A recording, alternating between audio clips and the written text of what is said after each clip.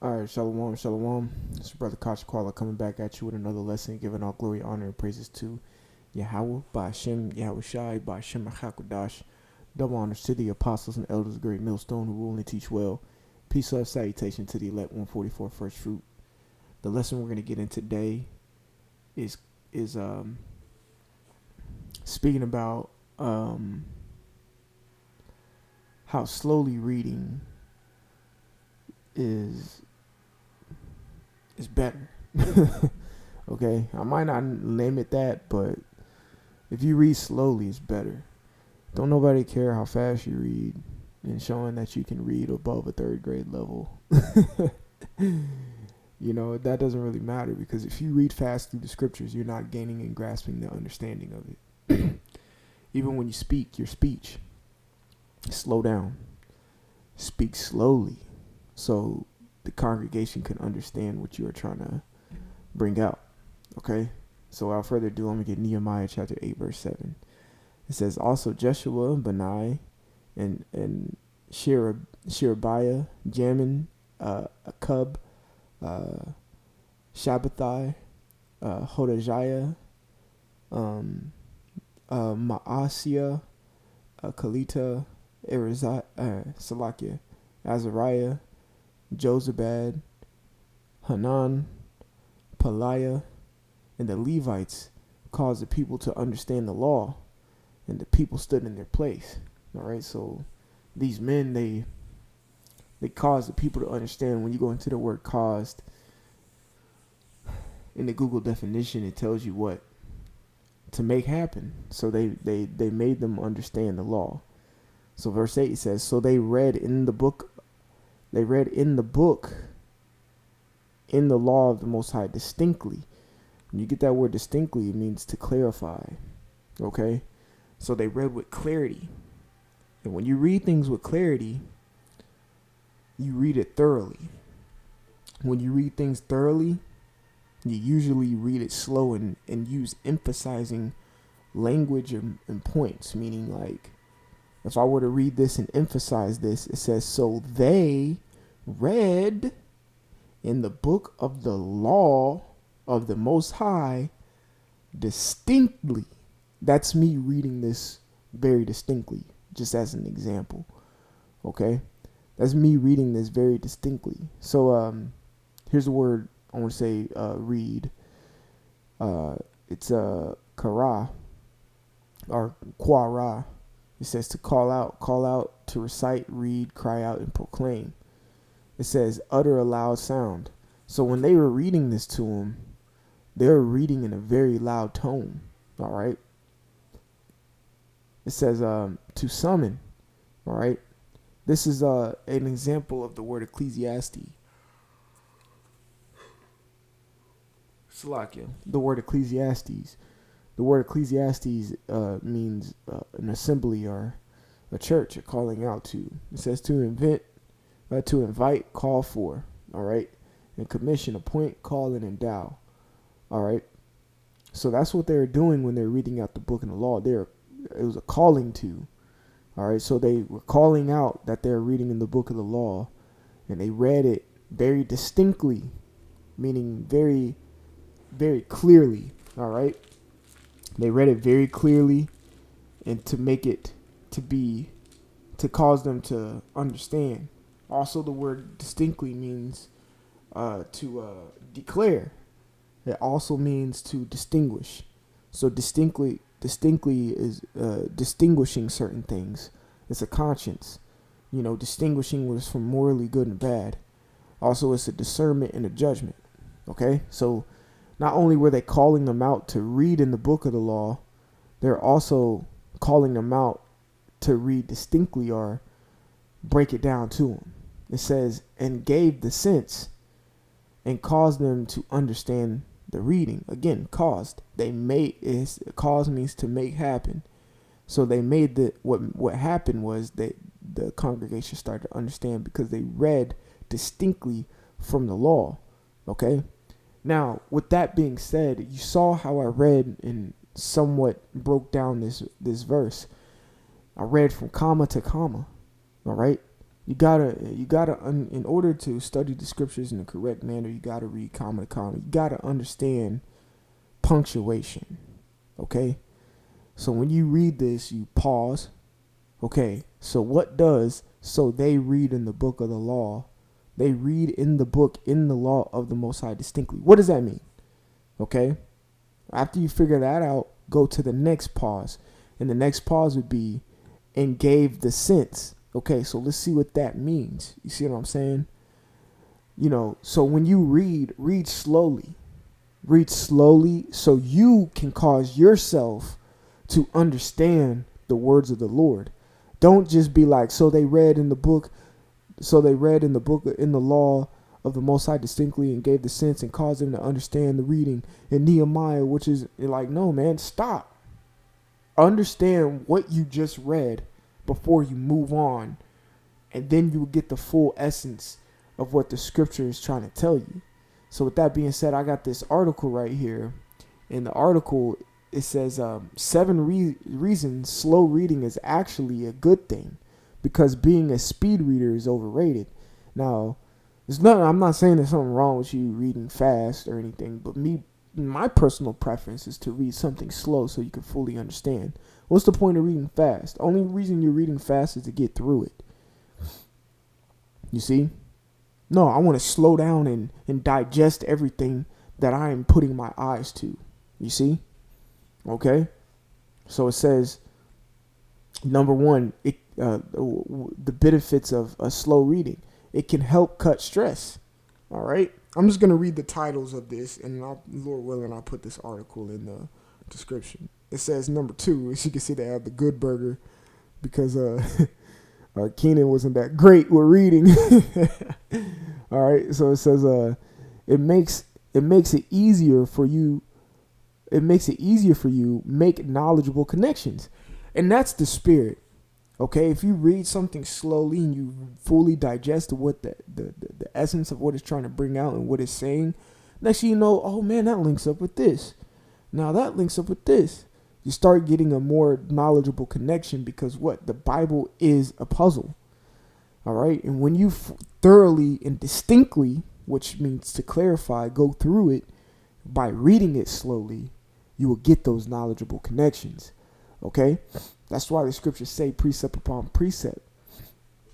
That's why it says, hold on, let me see if I can find it real quick. All right. Matter of fact, I got my sword right in front of me. I think it's Psalm 116. I may be off. Let's see. Psalm 116. Let's see. Or maybe 119, actually. 119. Psalm 119. Alright, let's see. Psalm 119 and 104.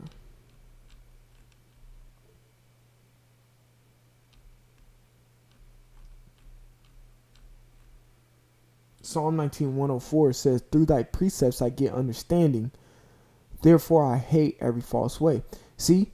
It says, through thy precepts I get understanding. Now we understand it has a colon right there, meaning an explanation is going to come and explain this. So why through the precepts I get understanding? So I can hate every false way. So I understand what is wrong because of the precepts that come out. But I read it slowly so I can get the understanding. Okay? So I can get the understanding. All right? Let me go down to verse 128. 128 says, therefore I esteem all thy precepts, meaning if you esteem something, you put it on a pedestal. All right? You put it upward. All right? So it says, therefore I esteem all thy precepts concerning all things to be right, and I hate every false way. Okay? Read that slowly and meditate upon the things. Okay? Meditate upon the things. Matter of fact, let's go to 148. This is Psalms 119 and 148. My eyes prevent the night watches that I might meditate in thy word. Meaning I'm willing to give beloved sleep to meditate upon these things. Okay? And cause myself to get understanding. 144, Psalm 119 and 144. The righteousness of testimonies is everlasting. Give me understanding, and I shall live. Well, dude, the one way to get understanding is by slowing down your reading. Read slowly, all right? Don't try to show off and see how fast you can read. No one cares. Read it slowly for yourself, okay? Read it slowly for yourself. And when you're on the highways and byways teaching, there's people watching. Speak slowly and read slowly, okay? I'm not even going to sit here in front. When I watch Apostle Gabar and the Elder Apostle Tahar, guess what? They go through it thoroughly. Especially Apostle Tahar, he's very precise, but through his being precise with the scriptures, he slows it down, so he can cause the people who are watching his video to understand. Simple. Now, if you're speaking gibberish, it's gonna be hard to understand you because you're speaking too goddamn fast. Like, slow it up, playboy. Slow down. Slow down. Slow and steady wins the race. All right. The rabbit didn't win. The tortoise won. All right. The tortoise won the race because he was slow and steady, and he caused himself to understand the race. Okay. Understand what he was doing and all that. Being too fast will burn you out. All right. So it says it helps grasp deeper's truth within the narrative. There you go. You will grasp a deeper understanding in the narrative of what was written. This is Habakkuk chapter 2 and 1. It says, I will stand upon my watch and set me upon the tower, and I will watch to see what will Salakia, and I will watch to see what he will say unto me, and what I shall answer when I am reproved. Verse 2. And the Lord answered me and said, write the vision. Write the vision. So if this thing was written, it means it was written to be read. All right. And make it plain upon tables. When you read it, it will become plain to you because you decide to read it in a slow manner. Okay. You decided to read it slowly. Boom. Proverbs 4 and 7. Wisdom is the principal thing. Therefore get wisdom, and with all thy getting, get understanding. All right. So it says, Habakkuk 2 and 2 again. And the Lord answered me and said, write the vision and make it plain upon tables, that he may run that readeth it. Exactly. Because you made it easy to understand, because you decided to read slow. And now you understand what the vision is. Verse 3 says, for the vision is yet for an appointed time, but at the end it shall speak and not lie. Though it tarry, wait for it, because it will surely come, it will not tarry. All right. Let's go back to this article. Let's keep going. It says, it can make you smarter or make you more intelligent. Exactly. Because you've grasped the understanding, because you slow down. Slow down, playboy. Slow down. It's not that serious for you to show that you can read fast. Okay? The next one says it can connect you to a wider community of like-minded readers. Oh my goodness. That's the men who are around you. Now you understand what those men are saying because you've read it and analyzed it and distinctly went through it for yourself, making it clear, or you clarified it because you read slowly and thoroughly through it, like they did in Nehemiah, the 8th chapter, where they distinctly went through the scriptures and they caused them to understand. All right? And they caused them to understand. All right, let's see something.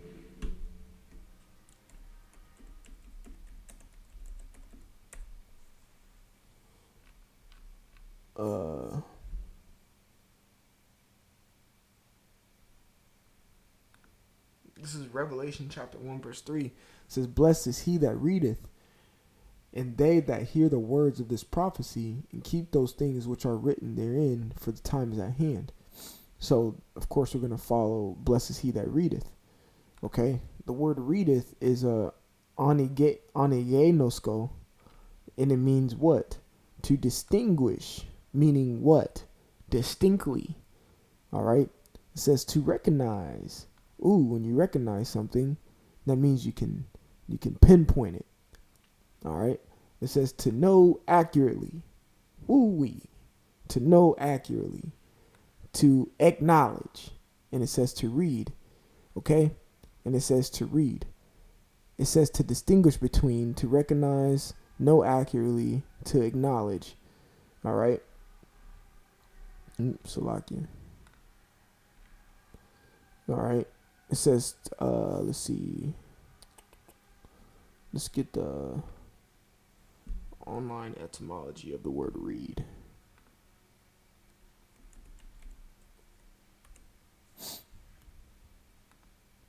All right, read. To advise, counsel, persuade, discuss, deliberate, rule, guide, arrange, equip, forebode, read, explain, learn by reading, put in order. All right, this is what you're doing when you're reading, okay? It's not just opening a book and reading the words thereof. You're doing a lot, all right? But in this case, when you open this book, you're putting it in order, okay? You're lining up everything. All right. It says to advise. When you read, you will get the spirit of admonishment because you know what's right because you done read it and understood it. It says to explain. If you read something, you can explain it because you read it. Also, I know the word read means to comprehend, meaning what? To understand. All right. So if you can understand what you're reading, you can then therefore explain it. If you understand what you're reading, you can arrange it. If you understand what you're reading, you can guide somebody. If you understand what you're reading, you will be put up in a position of rulership because you understand what to do. All right? It says to discuss and deliberate. If you understand what you're reading, you can fall in a lot of when it says contend the truth. All right? When somebody comes up, you can deliberate the things, discuss the facts according to the scriptures. All right? You can contend the faith. All right? And it says persuade. And elect 144 might not get it, but now he came to you and you persuaded him. All right. Like the scriptures tell you let every man be persuaded. And also you can be persuaded through the fear of the Lord. Okay. Hey, well, you understand how to do that. Why? Because what? You read it, but you read it very distinctly and slowly. All right. It says it can be more entertaining. That's very true. When you read 1st, 2nd Samuel, 1st, 2nd Kings, 1st, 2nd Chronicles, all those, it's very entertaining when you thoroughly go through it and read what was happening. Okay? So it says it might actually help you read more. Exactly. Because you get it now. And when you get something, it releases a certain chemical in your mind that's a feel-good chemical. All right? And it makes you happy because guess what? I got it all. I'm learning. Okay? So that's about all I wanted to get for y'all. I'll put this article in the descriptions. So I want to give all glory, honor, and praises to Yahweh by Hashem Yahushai, by Hashem HaKakodash. Double honor to the apostles and elders of Great Millstone to rule and teach well. Peace, love, salutation to the elect 144 first fruit. Brother Kasha Kwala. Until next time, I want to say Shalom.